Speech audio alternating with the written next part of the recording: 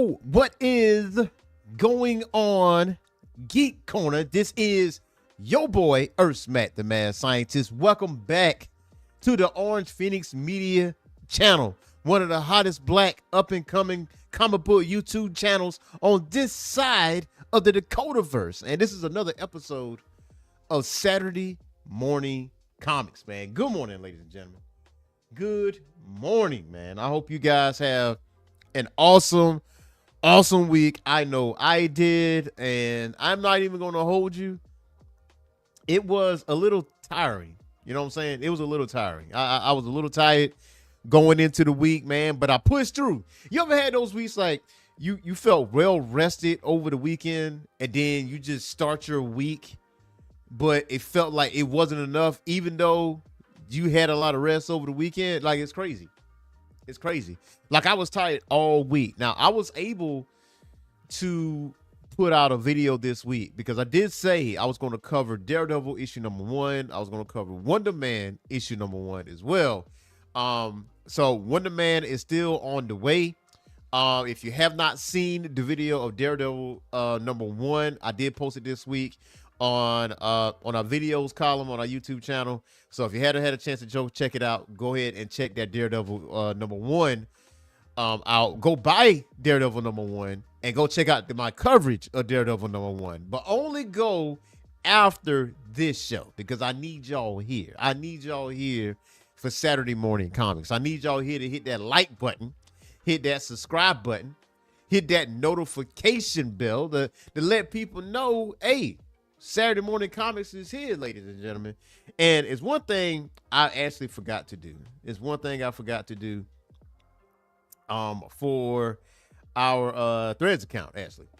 And I was going to post our stuff on our Threads account. And I hope you guys are able to check out our Threads account because we actually have a good time on Threads, man. We have a good time on Threads. We also have a Patreon as well. And with that Patreon, you get recorded videos before they come to our YouTube channel. Like, you actually have first access to those before it comes out on YouTube. And also, there's 2 different tiers. There's a $5 tier, there's a $15 tier. The $5 tier, we are starting back our quarterly magazine. Our quarterly magazine. I know I said bi-monthly was last year. We're going to do a quarterly because I feel like we can put out way more content that way quarterly for Orange Phoenix magazine. So the first magazine of the year will be coming out very, very soon this month, actually. And also on our $15 tier, you do get the quarterly magazine. You do get the pre-recorded videos first.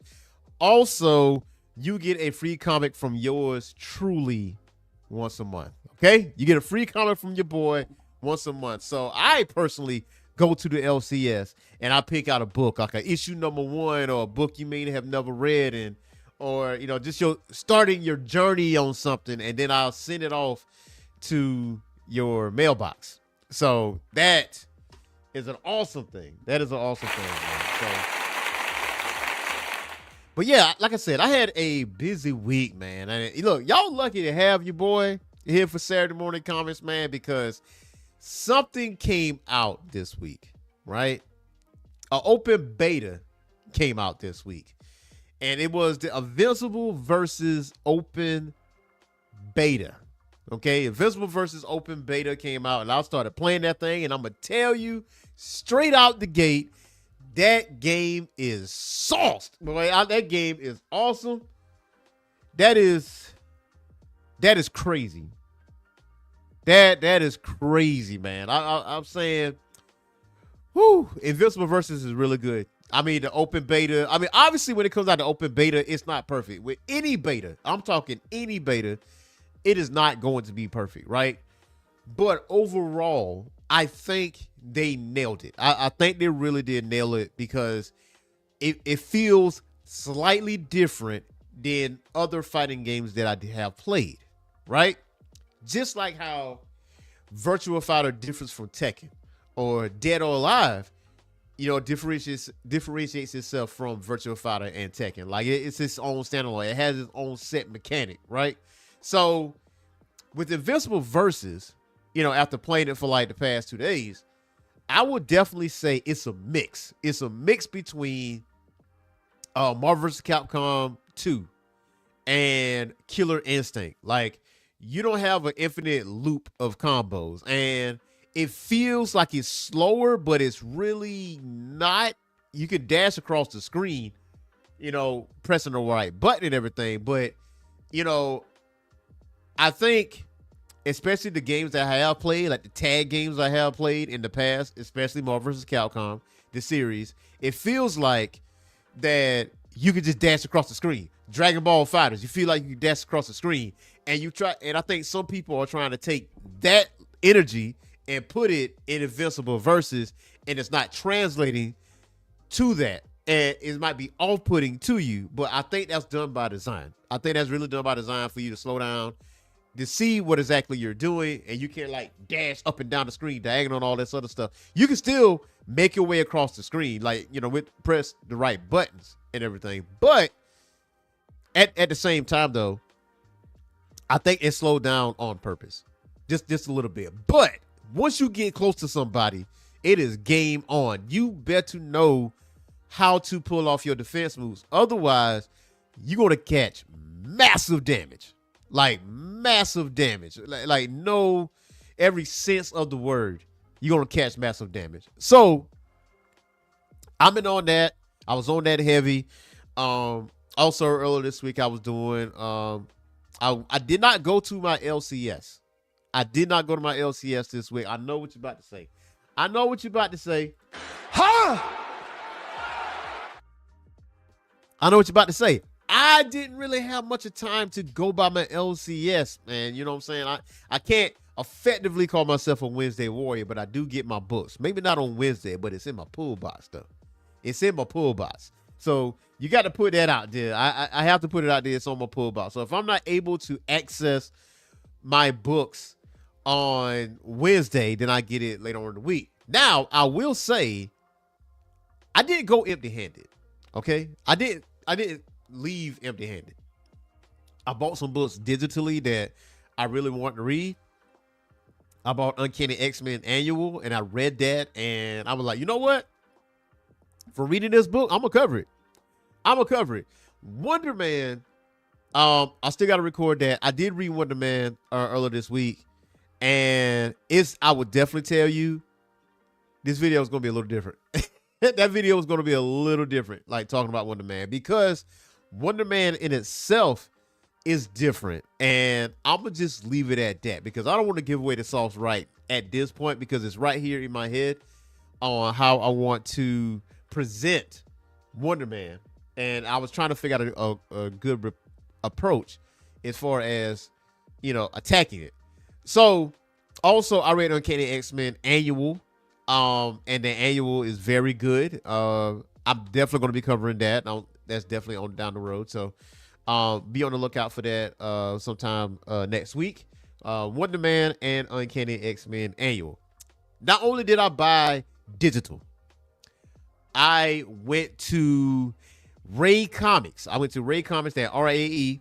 I went to Ray Comics, or Ray Media, and I bought me a black book. And I was super excited about it because of, you remember what I told you? Artwork always grabs me. That is the first thing. If it's visually appealing to my eye, I'm going to pick up that book, no questions asked, and I'm going to start reading the book and everything else. Now, I didn't have a chance to read it yet because, funny story, I ordered a book online, right? Unbeknownst to me, like I'm like click, click, click, click, click. I'm doing that, right? Bought the book, and it got mailed to my mom's house. It got mailed to my mom's. I'm like, whoa. Why my mom's address is in like an autofill? Like, it never been in an autofill, like ever. Like, my home address is in the autofill, but somehow or another, my mom's address popped up. And maybe that just, divine intervention or whatever the case may be. So she had access to the book first, and it came in some neat packaging. And I can't wait to tear open this book. I posted it on Threads. I'm like, yo, this book right here, man. Go check it out. And it's called Joystick Angels, man. I gotta take this out of plastic. And shout out to Sterling Brothers because they actually signed this book. This is Joystick Angels. And just to give you a little synopsis on the book, it says intergalactic shape-shifting aliens, aerial starship dogfights in space, and a band of misfit teens trying to find their purpose in the universe. This is the story of Joystick Angels. In the distant future, what remains of humanity now inhabits a floating vessel in deep space, the colony of Labor. Its society completely militaristic. The highest honor is to serve the war effort against the evil alien horde of parasitic creatures known only as Yakaria. Now, I'm definitely going to share one of the art pieces of Joystick Angels, and it is right there. And it says a band of 5 brilliant young space fighters who seek glory and retribution against the alien menace who took their families. These young teens are all that stand in the way of complete universal annihilation of the cosmos, or so they thought. Volume 1 of Joystick Angels graphic novel collects 3 chapters, chapter 1, 2, and 3, this ongoing space opera comic series. And what came with the book, it says, look, I come with music. Full-length comic with 3 original soundtracks for Joystick Angels, man. I cannot wait to jump into it, just to give you a little look on how that cover looked, because I know I gave you like the physical of it. I'm cracking open this book the minute I get off this show. I ain't gonna hold you. I'm cracking open this book the minute I get off this show, and there's a great possibility I might be covering Joystick Angels next week. I might be covering Joystick Angels next week. I mean, this book looks good, man, because I love like space operas. Anybody that knows me, I'm a huge Outlaw Star fan. That is in my top 5 anime of all time. I'm telling you that right now, straight out the gate. My personal favorites, my top 5 favorites. Outlaw Star is definitely one of them. Okay, definitely one of them. And also, I was introduced to Outlaw Star first before Cowboy Bebop. So I met Outlaw Star first. And when I watched Cowboy Bebop, I know the greatness that is Cowboy Bebop. I bought the movie. I bought the DVD movies of it. But I tend to gravitate more to Outlaw Star because it has that nostalgia part of it for me. And when I first started watching it was on Toonami. And I know on Adult Swim, Cowboy Bebop was on Adult Swim. That was one of the staples, along with Ghost in the Shell, standalone complex.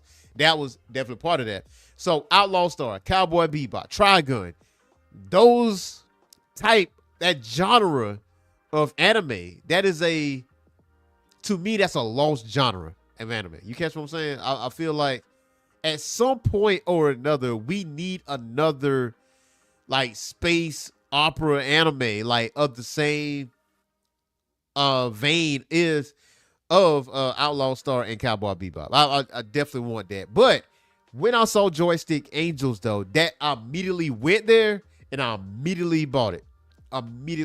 Shout out to Ray Media. And also, matter of fact, other thing I'm gonna show you, like if you look at the font style, you know, Top Gun is also one of my favorite movies. I did like Top Gun Maverick as well. Like this right here is not lost on me. Like the way this font style, the background imagery of this is not lost on me. So, clearly, these guys are Top Gun fans. Clearly, these guys are Top Gun fans, man. So I cannot wait to crack this book open. Cannot wait for that to happen. So, that is my comic I'm going to read. I didn't crack it open yet. Can't wait to jump into it.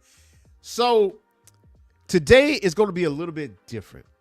Okay, today is going to be a little bit different. Obviously, the main event is New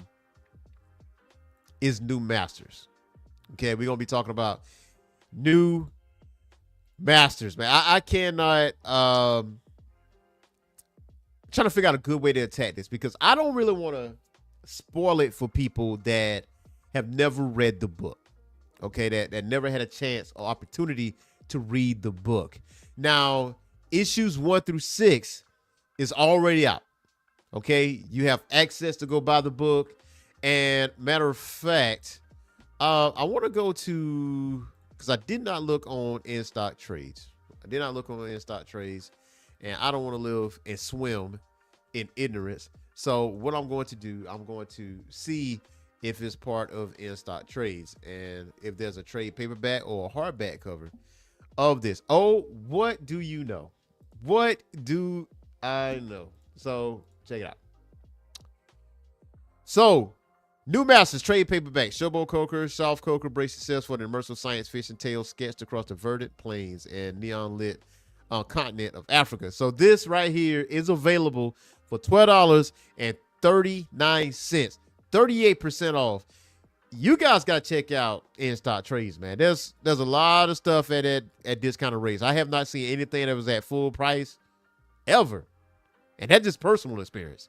So yes, New Masters is right there available. So if you go to instocktrades.com, you can definitely check that out. But yes, New Masters, man. New Masters, very, very good book, man. And like I said, I was racking my brain on how I'm going to attack this last night, this morning, reading this book because this book was very good. This does take place in the continent of Africa, Nigeria, Lagos. And I had this book for a minute. I had this book like when it first came out. I have issues 1 and 2. Got some variant covers as well. It's in that sharp box over here. But remember I told y'all like months ago, I have a backlog. I have a backlog of books that I'm catching up on. And New Masters is definitely the book I picked because I was racking my brain like, yo, what's going to be the main event for this week as far as Saturday morning comics is concerned. And I was like, I was thinking about doing Shredder. And I was like, nah, I can wait on Shredder. I'm going to do New Masters because this is a book I really want to jump into. So just to give you a little bit of what's going on. Now, these are some of the covers of New Masters, right? This issues 1 through 6, cover art by Soft. I have this cover right here, and I have this cover right here. The homie Will here in hand, he has this cover right here, man. That's the cover I really did want. Like that's the cover I really want. I wanted this cover right here. Like this cover it's something. I need that. That speaks volumes. And this is one of the cover arts too, because if you get the trade paperback, this is what you're going to see right here. And also just to give you what other people feel, how other people feel about New Masters, the Eye of Aramila. And it says a motley crew of outcasts find themselves caught up in a deadly power struggle for control of an ancient artifact of immense power. This striking sci-fi love letter to the African continent whisks you from the neon-drenched megalopolis of Echo City, Nigeria, to the sun-kissed estuaries of Niger Delta. Now, Charlie Otter of The Walking Dead says, beautiful, amazing work. It says, Shobo and Soft gives us an original, beautifully crafted sci-fi with New Masters. It's an incredible debut from a distinctly African perspective. Soft's rhythmic storytelling, palettes, and world-building visuals perfectly seam with Shobo's intriguing cast of heroes, cutthroats and politicians like only brothers can. Immerse yourself in this new world. You won't regret it. And this is Nick Dragoda of East of West. Okay, now East of West is a great book. One day I will cover that. But that book is thick. You feel me? I gotta do a deep dive. That's gonna take some days. Black Nerd Problem says it's immediately obvious that two Shobo and Soft Coker are passionate about the world they are building. They are incorporating different aspects of their culture, shared mythology, religion, history, and a variety of African influences. It is evident, and aesthetically, the book is a fantastic dictionary of Afrofuturist elements. Perfectly said. And Graphic Policy says blends excitement, adventure, compelling drama, and rich Nigerian mythology to present a vibrant new take on Afrofuturism. Now, and Afrofuturism is obviously, dealing in sci-fi, but definitely in the black culture. And that's like one of my favorite genres. So when, I cracked open New Masters for the first time, I was completely floored. Like the imagery of it all. And this is one of the covers as well. And that is Ola. That's Ola and Ase, which is the robot companion that she has. And I think what it is, like, especially when we introduced to Ola, here, Ola is an explorer, right? She goes by the beat of her own drum. She does have a companion, I'll say is, if I'm pronouncing that right, please forgive me. I'll say is her robotic companion that she built herself. I say it's like he's not cowardly like C3PO, but he says wise things like I would say wise things like C3PO. Like, I wouldn't say C3PO is like wise or anything like that, but he knows several languages and all that other stuff. But I say is an awesome companion to have. He's like, hey, your mom's calling. Do you want to answer? She's like, nah. You got a friend request from XYZ. Do you want to accept this friend request? You're like, nah. But they also have a general conversation with Ola. And Ola, being the explorer that she is, especially when we first introduced to her, she's looking for this material called obsidium. Now, obsidium is something that they trade, and it's like a legal trade that they get money. Like, the more obsidium you have, the more money that you can make to provide for you, your family, and everything else, right? And then you got Makoto City. We definitely going to get into, like in this panel right here, there's an alien that just popped up behind her, and she comes at this thing like with no fear, right? I mean, yeah, there's a little bit of fear, there's a little bit of caution there, but it's not like, oh, we get the piss up out of here. You know, it's not like we look to get obsidian. Have you got 100% of the obsidian yet? And I says like, nah, I didn't get that. You know, I'm working on it. We had like 7%, and she did not stop. I say, like, she didn't stop. I say, she kept on going. Like, she went toe to toe with this, you know, with this alien. And once she got 100%, obviously she got up out of there. So, and I say it was like, you know, I hesitate to call it a win, but that's 100 times more raw obsidian than we've ever harvested. So obsidian definitely plays a role, especially the first half of this book, and we get to know the effects of obsidian and why they are trading it. And we go to like Echo City. Like, Echo City is super vibrant. This is in the continent of Africa. It kind of gives off, I can't say Wakanda vibes. It's its own, right? It's its own city. It's vibrant. It's colorful, but also at the same time, it's slightly dangerous, right? She's trading off obsidian to this merchant, and all the while she's doing this trade, the vehicle that she travels on, parts of it gets lifted. Like, you know what I'm saying? Like, hey, somebody straight jacked it. Not the whole vehicle, but just the parts of the vehicle on, you know, as she's trying to conduct this deal, right? Like, even though she's trading off this obsidian and getting, you know, the stuff that she wants, it's not 100% of what she wants. You're like, listen, I know you're going to turn around and sell that obsidian for 10 times what I sold it to you for. And you're like, listen, I got to make a profit somehow, some way. That reminds me of GameStop. To all the dangers that you went through. Now, you don't go through dangers in buying video games, but all the dangers that Ola went through to get the obsidian. And I said, like, this is 100 times more than what we typically would get. And you go to the merchant, and he shorts you, but you got no other choice because you feel like, yeah, I'm shorted, but this is the best deal I can come up with. That kind of like GameStop. GameStop will hustle you when you try to trade in your stuff. Like, they reduce the value of the game or console that you are willing to trade in. Like, and that's been the downfall of GameStop. Like, I got triggered when I read that. I really gonna lie. I got triggered when I read that. But in this vibrant city of Echo City, like, the culture is there, right?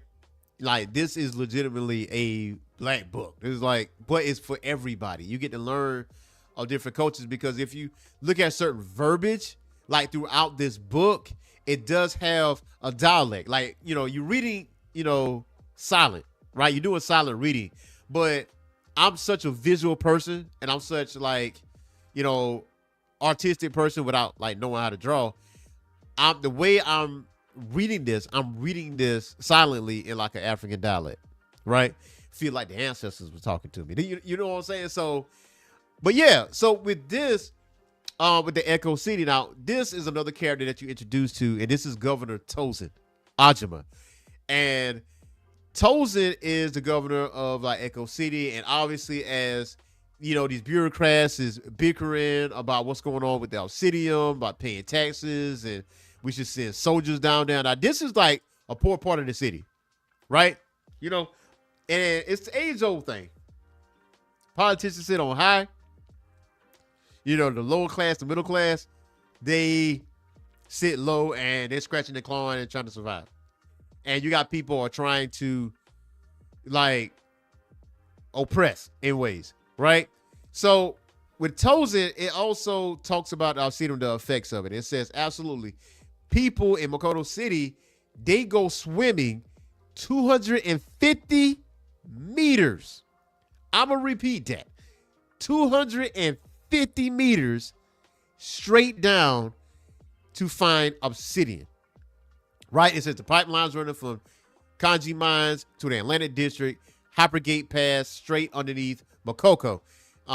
Yeah, I'm mispronouncing it. Makoko. These folk siphon off a few hundred milliliters a week and sell it raw on the black market. The thing is, though, that is a super dangerous task. Remember I said swimming 250 meters down.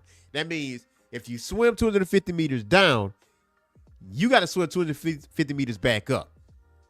You may not have the lung capacity to swim down that way. Mind you. Think about it. Okay, let's go back for a second. Think about it. You swim 250 meters down, also still holding your breath, obstructing obsidian. And you're not getting like liters of it. You're getting milliliters of it. Also, make sure it's secure, still holding your breath, and swimming up an additional 250 meters straight up to catch your breath. So just like in the book, it says that, you know, people have died. People have drowned because they don't have like the lung capacity to swim 250 meters down, 250 meters back up. All the while you're trying to obstruct, obsidian. So also we are introduced to Vala. Like Vala and Tolson are lovers, and obviously it's one of those things what you see throughout this book is that you have the older generation, right? You have the older generation that have their own thought process on how things need to go in the world, right? This is the best course of action for everybody. Like, this will benefit everyone. And that translates here to real life, though. That translates to real life in ways because, okay, you have, let's just think about it this way. Without getting too political with it. We have politicians that have been like in office for decades. And I mean decades. People are like 80, 90 years old. Taking up space, not an hour room for a younger, more progressive frame of mind. Also, you could take that outside of politics. You could take that with like family stuff. You could take that with work stuff because you got people that are older, much older, that have their way of doing things, right? They have their certain way of doing things. And if you're younger, you don't know what you're talking about automatically. You don't know what you're talking about. And also that leads to a level of closed-mindedness. And it's depicted in this book. And it's not like behind the scenes or under the radar type thing. They really put that in the forefront. If you really, really pay attention to this book, they really do put this in the forefront. And so with Tolson and Vala, Vala is from a different city, but since Tolson is the governor, she has a certain thought process on how things should go, right? Now with her dad, Dr. Gideon, I view him as the main antagonist. Now, throughout the book, you would see this name right here. You would see Ajima. You would see it on bags of rice. You would see it on food. You would see it like in the backgrounds, like within the city. Dr. Gideon is the one to provide goods and services for the people in Echo City and Makoko and stuff like that. but you thinking it's by the goodness of his heart, right? Nah. This man is making a profit. This man always have a militia around him. He just can't be trusted. Like, he's like one of those old school cutthroat like politicians. He ain't really like a person that kill you off. You know what I'm saying? And you will see that in this book. He's not like one of those type of people, but cutthroat in when it comes to business. Like, when it comes to business, I feel like Dr. Gideon is definitely the antagonist of this book. And he just knows when to hold him and when to fold him. And you'll see exactly what I'm talking about by the end of this book. He knows when to hold him. He knows when to fold him. And it is what it is. Now, also in this panel, you are introduced to Celeste and Pergio. And Celeste and Pergio are Ola's parents. Celeste is part Jovian, and like she's from Jupiter, and obviously Pergio is human. So Ola is like part Jovian and other half human. So that's also part. I'm just introducing you to the characters. Now, there's other parts of this book that I really, really want to touch on. So these are some of the characters that we introduced to. Now, there's other characters like Denari, which is Ola's uncle, and he's part of this tribe called the Star Pilots, and we definitely going to be talking about that. Also, Stein. Stein is a sharpshooter. This man hangs out in bars. This man showed his ass. In the book, and I want to show you what happens, but because I really do want you guys to actually go check this book out. Now, what I will tell you is there's a lot of information in regards to the back of the book, right? When it comes to the back of the book. Now, Ola full name is Finola Reyes. And Ola, it says by the author, is Ola wasn't initially intended to be the focus of New Masters. In our first drafts, she played a fairly passive role, and much of the story revolved around Persia, Celeste, Stein, and Denari trying desperately to find a cure for the terminal illness that eventually robbed her of her arm. In the end, we decided the first series needed to focus on Ola, because Africa's greatest hope, its greatest resource, is not oil, money, or gold. It's the youth. Writing from Ola's perspective allowed us to talk about the excitement, wonder, and frustration we often felt as kids. Now, Falola's Mechabot Ase is named after the Yoruba concept of self-determination. This concept refers to the special power in all of us, indeed in every living thing, to manifest change by sheer force of will. In this adventure, Ase is still quite young, having only been designed and built by Ola a little over a year ago. In the coming years, I have no doubt we'll see Ase grow and evolve with Ola. Yes, what he's saying is absolutely true. Obviously, it is because he wrote the story, right?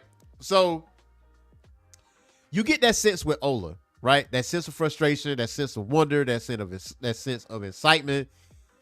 She goes places and don't tell her parents. Like she does tell Persia, she don't tell Celeste. Obviously,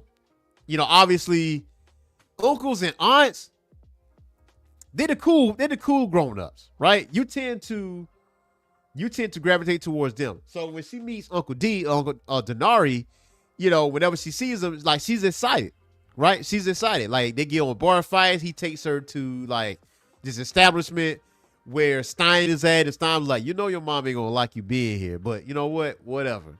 You're our niece. Don't worry about it. Hang out at the table. Let's talk about what's going on out here in this world. So, and I think a lot of people can relate. Like the uncles and aunts, they are the cool parents. Like I'm an uncle. Like I'm the cool grown up. So I'm the one that, my niece and nephews gravitate to. That's what it is.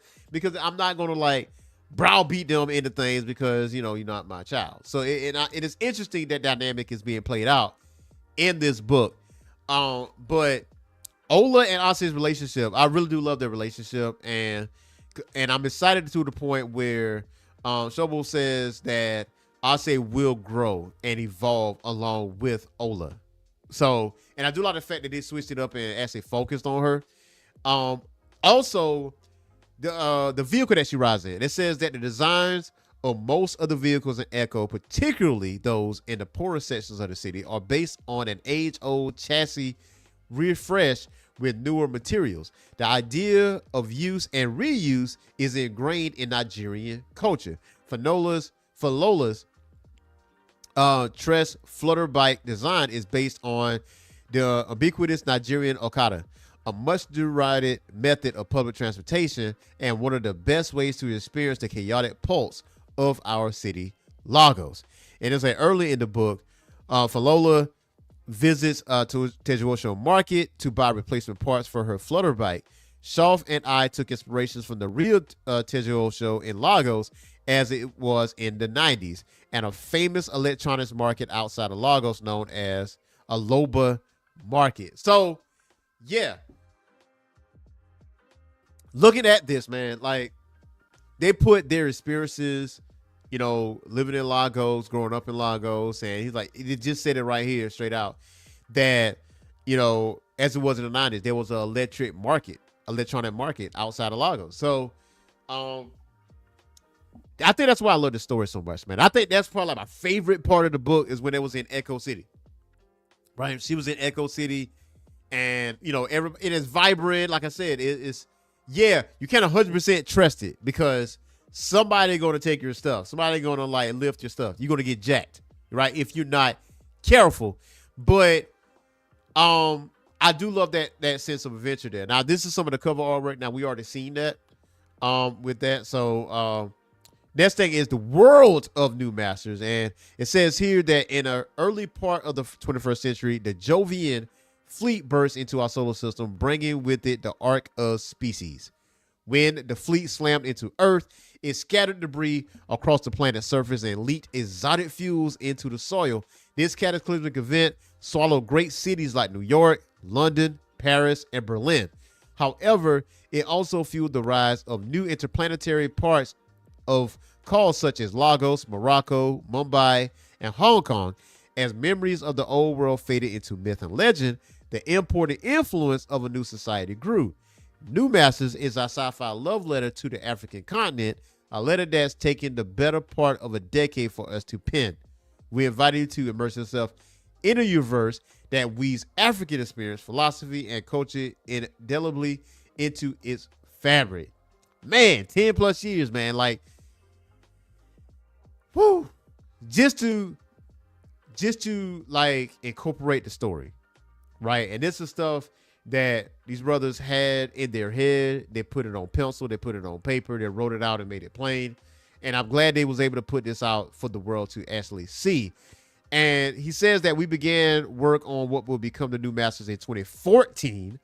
And when we got funding to create a Kickstarter comic called Outcasts of Jupiter, this missing chapter in New Masters history took place in Morocco, in a coastal kingdom known as the City of Seven Faces.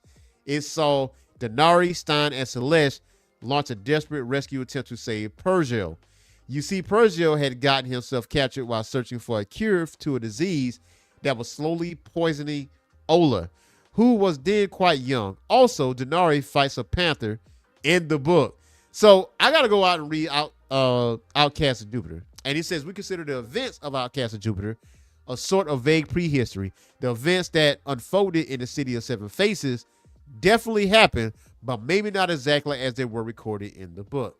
So this is like one of the first stories. Now, this is my first time like seeing this as far as like Outcast of Jupiter. So I gotta go find that book and read the prehistory of it. So he said, like, clear communication is the ultimate goal in developing a page. He says, I think a color and light very early in the rough stages. This helps me help me with ideas of staging and compositional flow through the panels.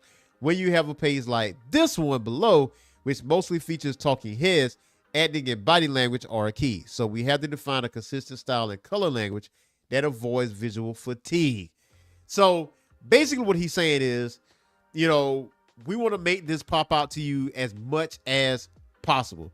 You want to have a rinse and repeat of the same thing, because to a trained eye, that is something that we will see straight out. It's like, oh, well, I kind of see that in this last panel, and we kind of see this in this last page. Like, why we rinsing and repeating? So Yeah, that we mean by like visual fatigue, because it's kind of like, I mean, you look at it two different ways. Like, you see a lot of stuff happening on the page, and you can see a rinse and repeat things. Now, also the Ajumans. Now, the Ajumans obviously see Tozin. Vola is not an Ajuman, but you see right here, Dr. Gideon, which is Tozin's father. So that's not really a spoiler. But it says that the Ajumas in Nigeria, as in many other countries, families in power tend to stay in power for generations. The area boys of Agbero and Yoruba that accost Ola in Tajuosho are based on the gangs of street toughs and hustlers, often found prowling the streets of Lagos. And it says the Earth Jovian spy, who goes by the name of Madame Rosendon, which I have not covered, but this is one of the other major characters, or major players in New Masters, was directly inspired by the characters of Diva Plava Laguna from the movie The Fifth Element, and Bianca Castellfiore from the Adventures of Tintin comic series. So there's drawn inspirations, right? Like, this is an original story. Like, this is an original story, but you can definitely draw inspirations from like other stories that you've grown to know and love. And now when we talk about the Jovians, it says that there have been 4 system-wide wars fought over the hyperfuel known as Obsidian. The first Obsidian War was sparked only a few decades after the Jovian arc of species slammed into Earth, depositing its cargo of refugees from the dozens of worlds. The war saw the formation of the Jovian Alliance, a group races led by Jovians and backed by Earth. The Alliance engaged in conflict with the independent powers led by Ergurno, who pushed the secession from what they believed to be an autocracy. By the end of the Fourth War, Earth had been granted independence from the Jovian Empire, and the rest of the system soon followed the Jovian Empire. Might be more, but its roots run deep and its influence lingers across the system. Now, there's some sketches of the Jovian soldiers and their army types. And remember, I told you, Celeste is Jovian. Celeste is Jovian, but she's not part of that Jovian army. Like, she does her own thing. They do odd jobs between her, Pergio, Denari, and Stein. That is the ragtag group. If you want to think in the vein of Cowboy Bebop or Outlaw Star, that is that crew. It took the major focus off of them and put it more on Ola, which I highly, highly respect. And maybe in the next volume, we'll see more of that crew at the forefront and less Ola. But I do love Ola, and I hope she stay around. But the story I want to know about, hopefully we will get to that momentarily. It says that while largely benevolent today, the dominance of the Jovian Empire was built on the backs of the races and once called its subjects. The legacy can be felt in the difficult and often complicated relationships the Empire maintains with the other races in the Sol system. Jovians have historically had a fascination with Earth. To this day, Jovian fashion, culture, names, even language are derived from Earthen origins. They want to be like us. The irony, of course, being that we want to be like them. Now, it says that the Jovians were forced to flee their home system when a terrible calamity befell it. Unfortunately, much of their history was lost in the Exodus. They spent a generation drifting through space in hypersleep until a navigational malfunction threw them off course and into the Sol system. Now, we got the Sankofa and the Star Glider. Now, the Sankofa is a modified long haul, and basically it's Pergio's father, Obafemi, Rice, to assist the transport of humanitarian aid within the Sol system at the end of the Fourth Obsidian War. Now, you should be very familiar with this ship because you will see this ship in New Masters, but the ship at the bottom, though, is a Star Pilot ship. And what you got to know about that is Star Pilot ships do not have names. They are merely referred to by their class designation: Star Glider, Swift, Agile, and Robust. Beyond their initial appearance, Star Gliders are constructed by the pilots who own them, using the raw materials available at the Benin Temple. As a result, the pilot knows every screw, bolt, rivet, and avionic quirk of their aircraft. These tiny ships are intended to carry Star Pilots deep into the cold black of space and bring them back safely upon completion of their pilgrimage. Because of the inherent danger of the Star Pilot journey, Star Gliders are among the only civilian ships authorized to carry weapons. Now, this is the Outcast of Jupiter. Like I said, I'm definitely going to be reading that. And Shobo says New Master began life in 2014 as a Kickstarter pitch called Outcast of Jupiter. Shoff and I will forever be grateful to the 471 backers who helped bring the original story to life. Since then, the story has evolved as I've expanded histories, created characters, conflicts, and lore, while Shoff has developed new alien races, technology, and places. Now, you all will be introduced to the Benin Temple. That the Benin Temple is also in this book as well. And it says the Benin Temple is both the ceremonial home and legendary. Is both the ceremonial home of the legendary Star Pilots and the location of one of the only 2 hypergates on Earth. Now, hypergates is like for interplanetary travel. It gets you to point A to point B, but it's only 2 of them on Earth, and one of them is with Benin Temple. It says the first gate, built by the Jovians and sponsored by the Ajuma family, is located at the Independence House in Echo. The gate of the Benin Temple, however, was reverse engineered and constructed entirely by the Star Pilots after the First Obsidian War. While those that run the Echo Hypergate charge exorbitant fees, the gate at Benin is free for all to use. With only a transport pass required, this fact speaks to the Star Pilots' core value of providing free access to information and opportunity to all Earthers. So what you got to understand about the Star Pilots is that the Star Pilots is a group of people that believe information and technology belong to everybody. Whereas you got the Ajumas, which is in Echo City. They're going to charge you a fee because, yeah, you can have access to this information for a fee, of course. Right? For a fee, of course. And that's just like greed. That's straight up greed. Like you capitalizing off the backs of people that go out and hunt obsidian to make fees, like do different odd jobs. And then all the money that they basically accumulated, if you want to do something with the Hypergate in Echo City, all pretty much your savings will be gone. And that just be speculating. But what is free, what is not, I'm going to definitely go to the Benin Temple. I'm going to have to travel to the Benin Temple just to see that happen. But it says, with the great cities of Ife, Echo, and Abiyakuta either fell or were occupied by the coalition powers during the Second Obsidian War, humans retreated to the safety of the Benin Temple. It stood as the last bastion of human sovereignty, culture, and accomplishment, and this remote location and defensible vantage point allowed it to remain unconquered throughout the end of the war. By the time of the Akiti Accords were signed and the fighting had come to an end, the temple was considered hallowed ground. And this is like the map, like Baobab and Iraku trees, initiate spaceship workshop where you go build your own ship. So if you are a Star Pilot, if you join the Star Pilots, you get to build your own spaceship. Like, this is the group of people I gravitated to the most. Like when I came down to like looking at different cultures and stuff, the Benin Temple and the Star Pilots, and also the Fits were nice. The Fits were nice. If I ever choose a group to be a part of, it would definitely be the Star Pilots, and they know how to fight. So that's the other part of it.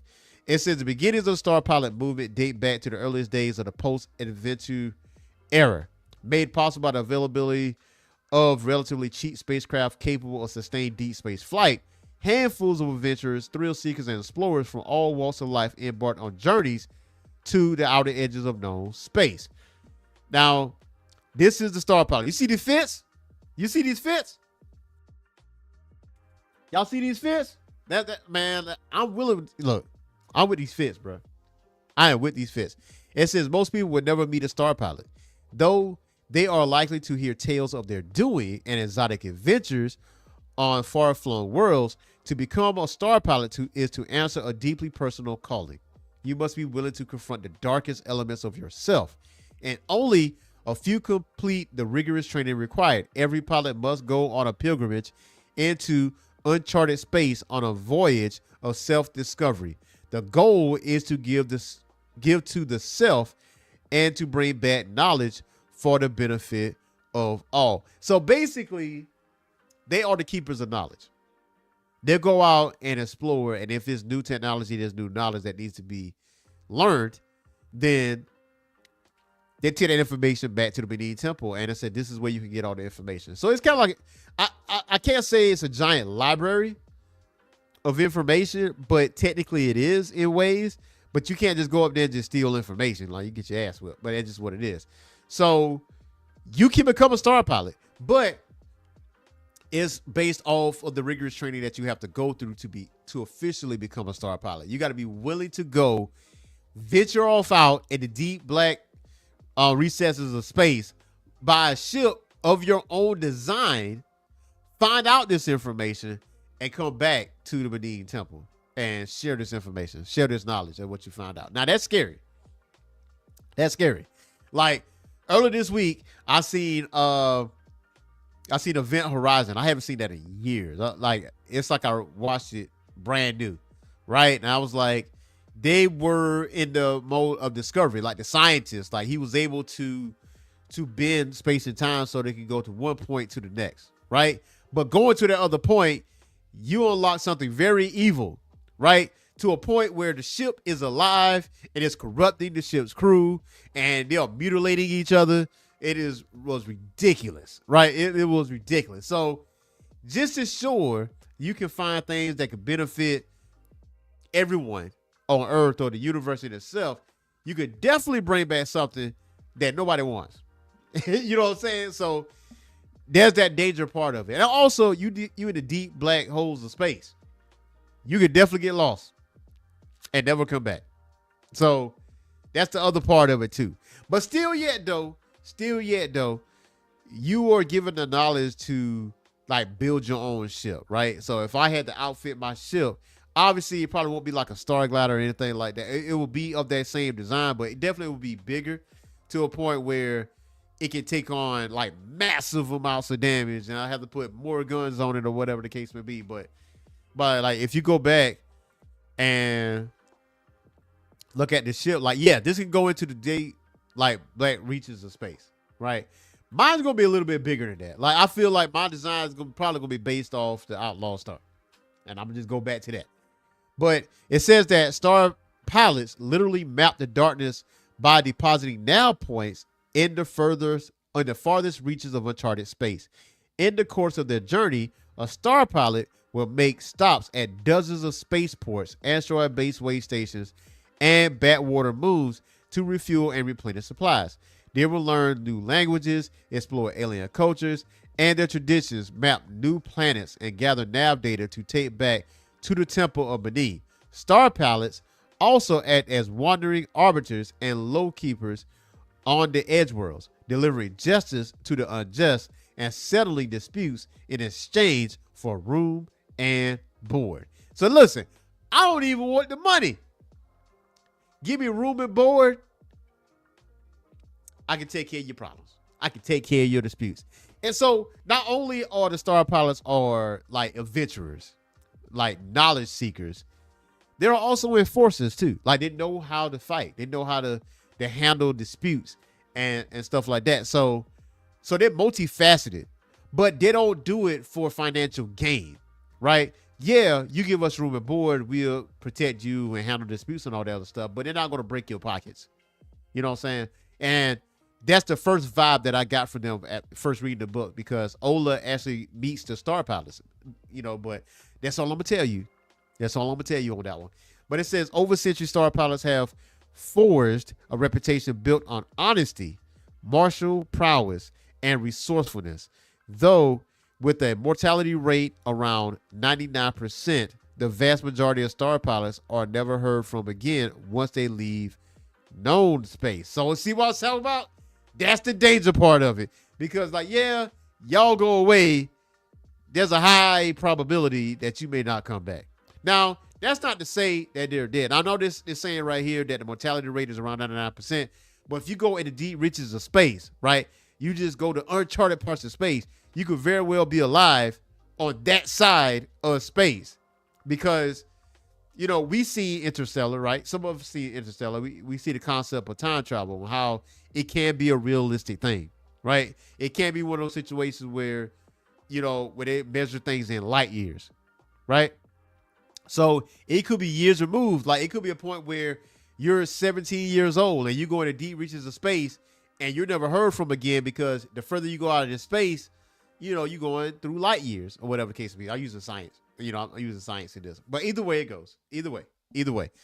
Now it says the end is the beginning. It said there are dozens of more stories to tell in this universe, and we can't wait to share them. Stories of the Obsidian World Wars, Stein's exploits as a part-time actor, Denari's journey of self-discovery as a star pilot, and the innumerable times the crew of the Sankofa cheated death by the skin of its teeth. Those stories will have to wait for now, and we come to the end of the first chapter. Now, these are the authors. These are Shobo and Shafila Coker. Now, Shobo is a Nigerian video game developer and writer of African science fiction and fantasy from Lagos, Nigeria. He co-created and kickstarted the African futurist science fiction comic Outcast of Jupiter and the all ages adventure comic Buckhead. He is a recipient of the 2019 Creator of Creators grant and spends much of his time writing comics and video games and researching the mythology, religious concepts, and history of the Yoruba people. Now, he is a writer for this story, New Masters. Now, Shafila Coker is an illustrator and art director born and raised in Lagos, Nigeria. He has worked in video games and animation as a character designer and art director for over a decade. Outcast of Jupiter was his first official foray into comics. He then worked on the 2017 animated documentary Liana, which has won several awards, including Best Documentary at a LA Film Festival and Grand Prize at a New York City Children's Film Festival. He is currently directing an animated short with Triggerfish and Disney titled Moremi. He still has dreams to one day play for the Nigerian national football soccer team. So, yeah, these are the proprietors of New Masters. These are the providers of this epic comic, because if you look at this book, and you know what? I'm going to actually put a pin in that. I'm going to actually put a pin in that for a second. There we go. So, if you really look at this book is vast. Like, this book is huge when it comes to lore, when it comes to storytelling, and everything else in between when it comes down to this book. Because just like, we was talking about, just like we was reading and me telling you, we just focused on Ola. Ola was like the major focus of this book. Major focus of this book. Now you got Celeste, you got Pergil, you got Stein, you got Denari, you got Dr. Gideon, you got Tozin, you got Vola. All these characters. And also, you talk about the Outcast of Jupiter, right? You talk about the Outcast of Jupiter, the prequel to New Masters. The lore is huge. Like, honestly and truly, this could really be a show. This could really be a show. Like, this could really be a show. And I know I say that quite often. I say that quite often, but to be completely honest with you, this could really be a show. And honestly, I think it would probably fare better as, like, anime style, just like Ianu. It could be under that same vein, and just to see our stories being told in this way is unprecedented.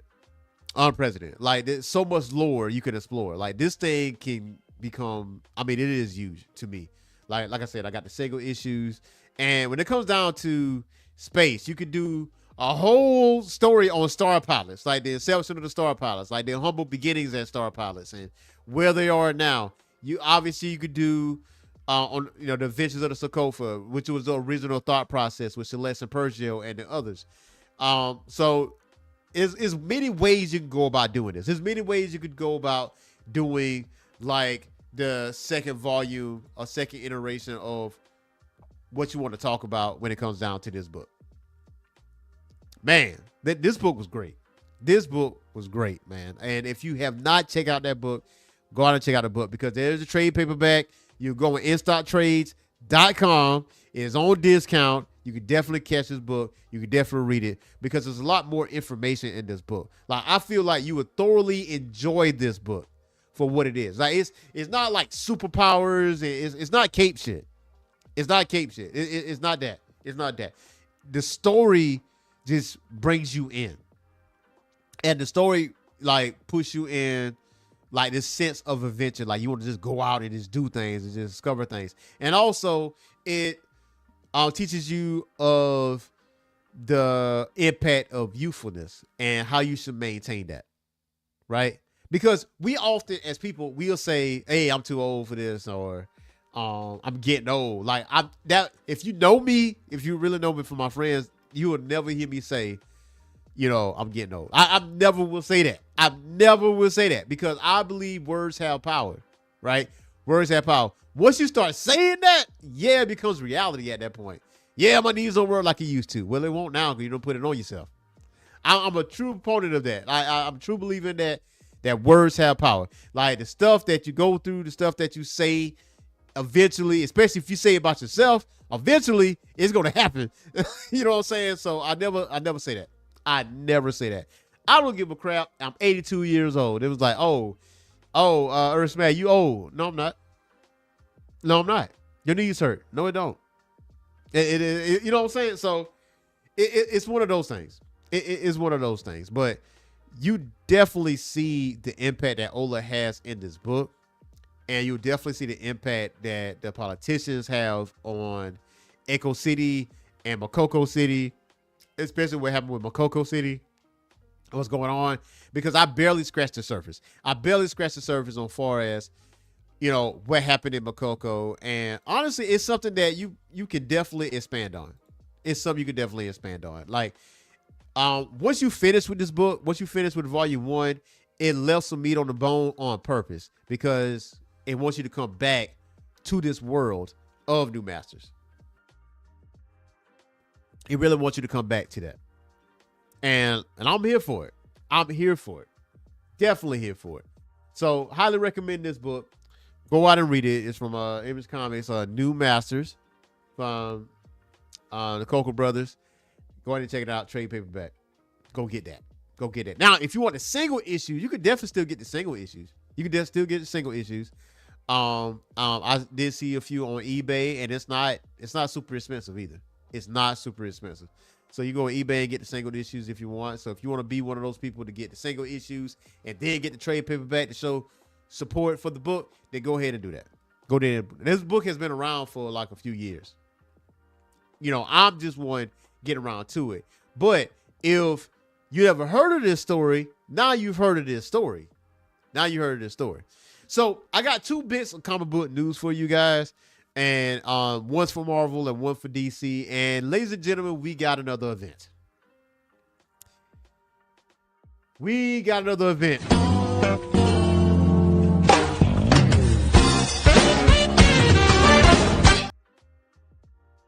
We got another event, man. We got another X-Men event on the way, and it's coming in September. It is called Armageddon, X-Men #1. It says previously Tom Brevoort, Senior Vice President, Executive Editor, and X-Men Group Editor of Marvel Comics, has said, we're releasing an Armageddon X-Men one-shot that will have both an Armageddon story and an X-Men story that sets up a particular thing. There will be another X-Men event coming up. You might even see something about it on Comics Giveaway Day. That's the new name. It's no longer Free Comic Book Day. It's called Comics Giveaway Day. Whoever came up with that shit, whoever came up with that, y'all need to talk to somebody, man. Y'all could have thought of something else.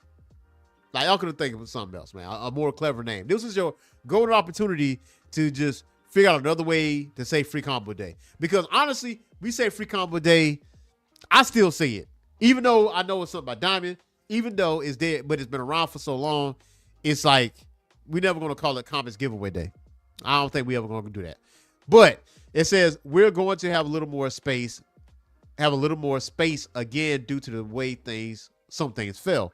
We got a little choked on the event stuff early on, and a certain number of X fans have not been shy about saying that.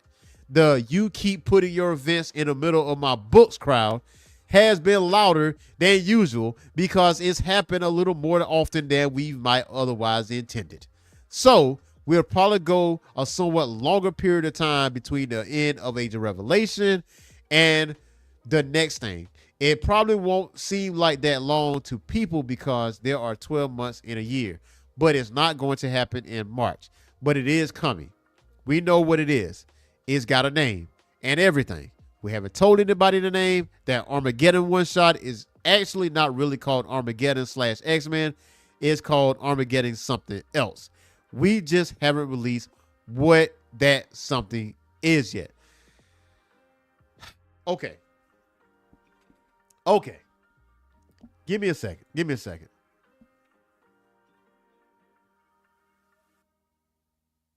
Why?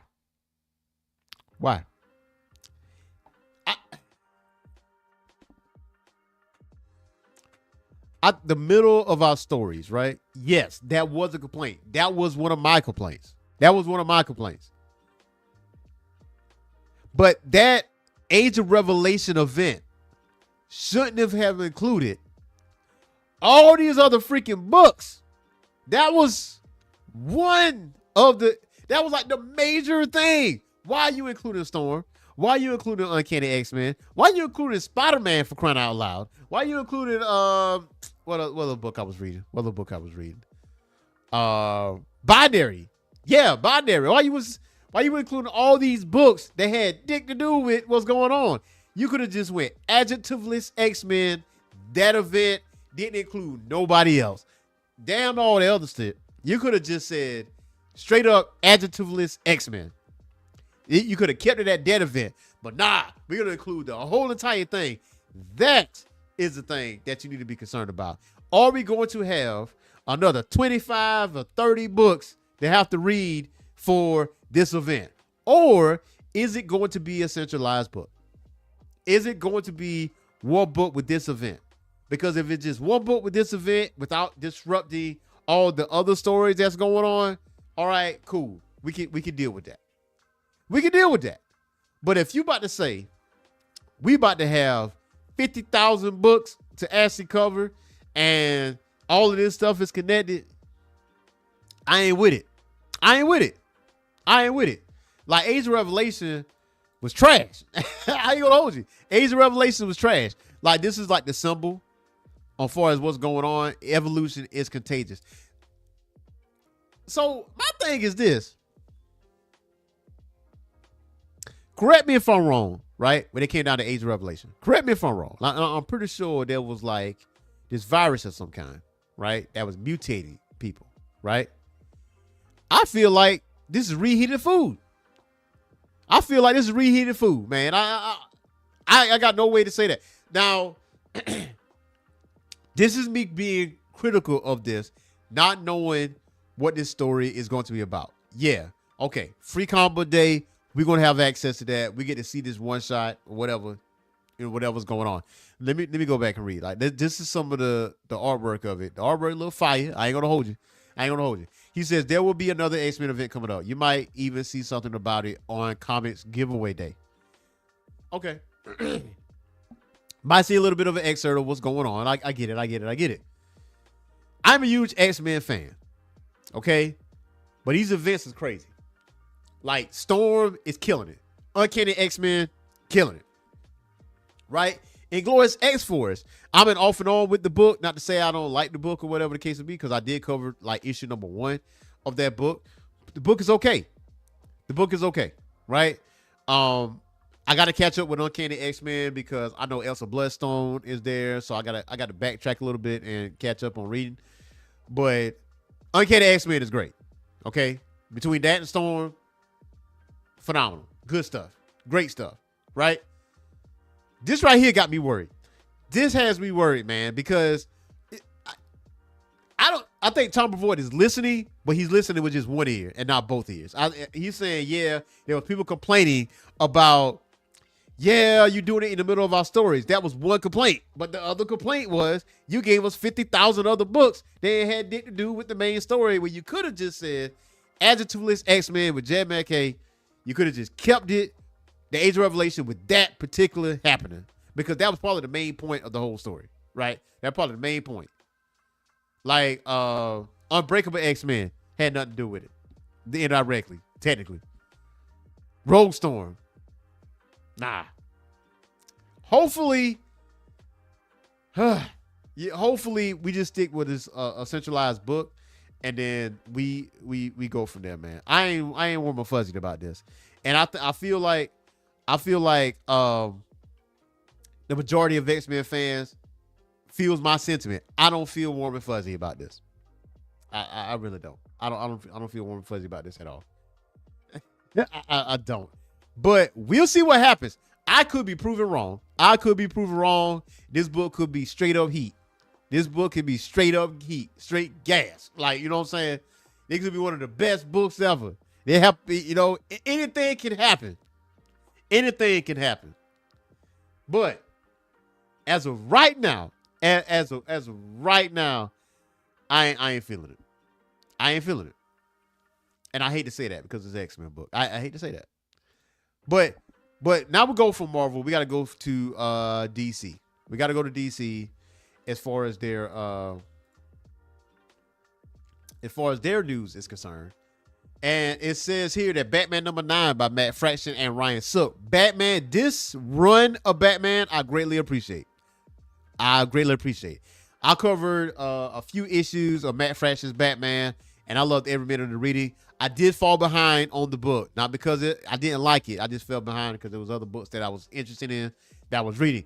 But Matt Fraction's Batman is great. The artwork is great. It says by Matt Fraction and Ryan Sook, is out on the 9th of May. Going to Final Order cutoff this weekend. And the DC Comics have confirmed that the issue will set up an upcoming next level title, Barbara Gordon Breakout, #1 by Mariko Tamaki and Amanke Nahupan, which goes to Final Order cutoff next week and will publish the week after, which sees Barbara Gordon, Batgirl, trying to break out of prison, which means, given that Batman #9 sees Poison Ivy and Vandal Savage working together as part of the deal made by Mayor Pamela Isley and Police Commissioner Vandal Savage to bring order to Gotham ahead of the Bad Seeds event, probably spoils the ending of Batman #9 a bit. And that, we know that Barbara Gordon, whether as Batgirl or now, will be arrested. And explaining the cover text, one will fall. And retailers who meet their orders on Batman #4 with their orders up for Batman #9 can then order further bundles of 25 for $25 each. Now it says Mayor Ivy and Commissioner Savage have hatched a sinister plot to capture Batman and his allies. Now that they must destroy everything they can take with them and abandon their hideouts to escape the long corrupt arm of the law. Not everyone will make it through the night unscathed, and some members of the Bat family will find their lives changed forever. So you got Barbara Gordon Breakout, issue #1, and you got Batman issue #9. So I would say, as many Batman titles that they are, because there's a bunch of them bitches. There's a bunch of them joints. I understand why you have so many Batman titles, because Batman is one of the staples of DC Comics. I will say Matt Fraction's Batman is at the top of the heap of this. Between this Batman and Absolute Batman, I honestly feel like those are the only two Batman books that should be here. I'm just saying, I feel like these are the only Batman books that should be running right now. And I'm just being honest. Unless you are a straight up pasteurized,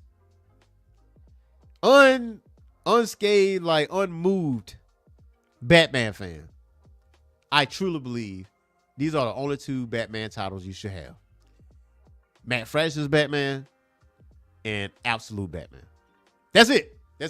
All the other Batman titles, just put that over there. Just put it over there. These are the only two you should be reading. And so Right now, I did jump off of DC because I felt some kind of way. Like I said, I felt some kind of way about DCKO. And obviously, I did my pre-orders for the Dakota Incident, the second printing. I did that already. I already got my books for the Dakota Incident already for the first printing, along with variant covers. So definitely want to support with that. But DCKO event kind of had me jaded a little bit. It made me feel some kind of way because I felt like I was lied to. You know what I mean? And I know other people felt like they was lied to too, as far as how that event like went. You know, like how it was advertised versus how it actually went. It's like, man, we just did this for no reason. We did this for no reason. So I kind of jumped off of it. I really jumped off of, DC Next Level. But I did cover Nightwing. Nightwing was really good. I did cover that. If you haven't seen the Nightwing video, go check that out. But there was some indie books that I actually caught up with. So I think I took a break from the big two and start covering some other stuff like on the indie side of things. But yeah, but that Uncanny X-Men annual, that's on the Marvel side of things. That hit. That hit. But you will definitely see that. You'll definitely see that in the future. You definitely see Wonder Man issue #1. You will definitely see Uncanny X-Men annual as my coverage. Now, I hope you guys hit that like and subscribe button. I hope you guys share this with the masses. People, like-minded people like yourself. I hope you guys share this as well, man, because I really enjoyed reading New Masters. I really did. I really enjoyed reading New Masters, man. To the point where the Shredder solo series that's out, with IDW, I put that on the back seat. I'm like, man, nah, I'm gonna do New Masters. That's no slight against Shredder as far as what's going on with Shredder or Teenage Mutant Ninja Turtles, but I would definitely be covering that at some point in time. So, like I said, Joystick Angels. Go check this book out. And maybe I should put a link. I should definitely put a link. I can matter of fact, hold on. Just 1 second. So let's not swim. Let's not swim in ignorance here. Okay? Let's not do that. Let's not do that. So all right. So I'm gonna share something real quick. So we're gonna go to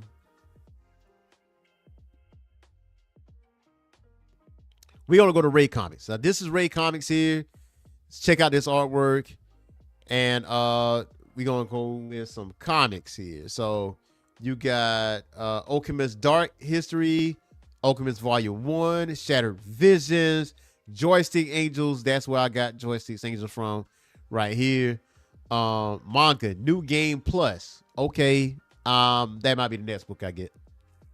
Yeah, that might be the next book I get. But yeah, I got Volume 1 of Joystick Angels and Comic Alchemist issue #6. Yo, I'm gonna need that. I might I have to see about that. I got to see about that. So yeah. So anyway, yeah. So we got Shattered Vision, Joystick Angels, Akuma, the graphic novel, and the digital copy of Joystick Angels, the PDF file. So yeah, you can actually put these orders in. Actually, look, they got tees too. Let me look. Okay, yeah, you got t-shirts here.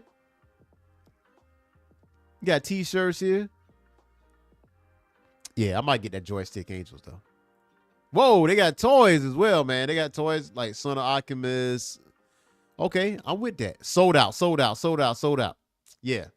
So yeah, if you go to raycomics.com, that's RAE comics.com, you can actually go to the website and you can actually order yourself these books. Okay, matter of fact, after the show, I'm gonna do some editing on the flip in later on today. I'm gonna put that link in the description below so you can actually go ahead and directly click on that and do some shopping for yourself. Man. But yes, our indie comic of the week is our main event of the week, and that is New Masters. But I would definitely give you my take on Joystick Angels once I finish this book. So I hope you guys have a awesome weekend. I know I'm about to have an awesome weekend, man. I'm just rest, relaxation, reading Invincible verses, man. I got the whole weekend mapped out for you, boy. I'm excited about that. Some rest and relaxation. They ain't really got to go nowhere like that. So I'm happy. I'm happy. You know, some naps will happen here. Some naps will happen. But I would definitely get some reading down.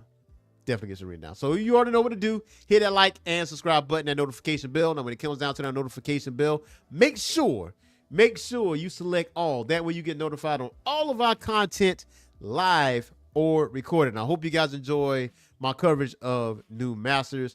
Go out there and get that book. Go out there and support that book. Get the trade paperback in stock trades. So see you guys next time. Peace.